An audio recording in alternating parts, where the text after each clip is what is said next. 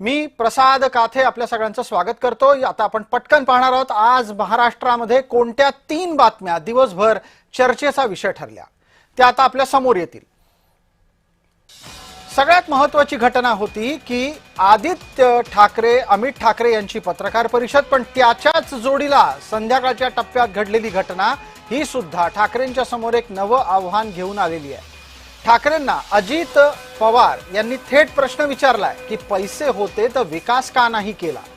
ठाकरेंकडून कायम मुंबई महानगरपालिकेच्या तिजोरीमध्ये ठेवलेल्या मुदत ठेवींबद्दल चर्चा केली जाते। अशा वेळेला अर्थमंत्री असलेल्या अजित पवारांनी प्रश्न विचारलाय की जर तुमच्याकडे इतका पैसा तिजोरीत पडून होता तर तुम्ही मुंबईचा विकास का केला नाही। दरम्यान त्याच्या थोडाच वेळ आधी अमित आणि आदित्य हे दोघंही चुलत बंधू एका व्यासपीठावर आले। शिवसेना भवनामध्ये त्यांनी जाहीरनाम्याच्या आधीच एक घोषणा करून टाकली।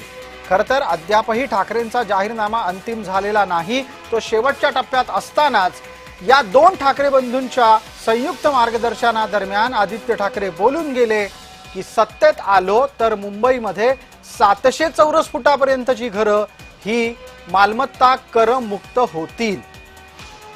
तिसरी महत्त्वाची बातमी योगायोगानं ही सुद्धा ठाकरेंच्याच बद्दलची आहे, कारण शिवसेना भवन या पक्षाच्या महत्त्वाच्या ठिकाणी मुख्यालयाच्या ठिकाणी राज ठाकरे 20 वर्षांनी जाणार आहेत। स्वतःच्या घरापासून अवघ्या काही मिनिटांवर असलेल्या शिवसेना भवनाकडे फिरकणं सुद्धा राज ठाकरेंनी गेल्या 20 वर्षात केलेलं नाही, कारण त्यावेळेला त्यांच्या भूमिका राजकीयदृष्ट्या स्वतंत्र होत्या। आणि म्हणून हा प्रश्न उपस्थित राहतोय की राज ठाकरे शिवसेना भवनात जात आहेत, याचा अर्थ ठाकरे गटात खांदेपालट होऊ घातलाय का।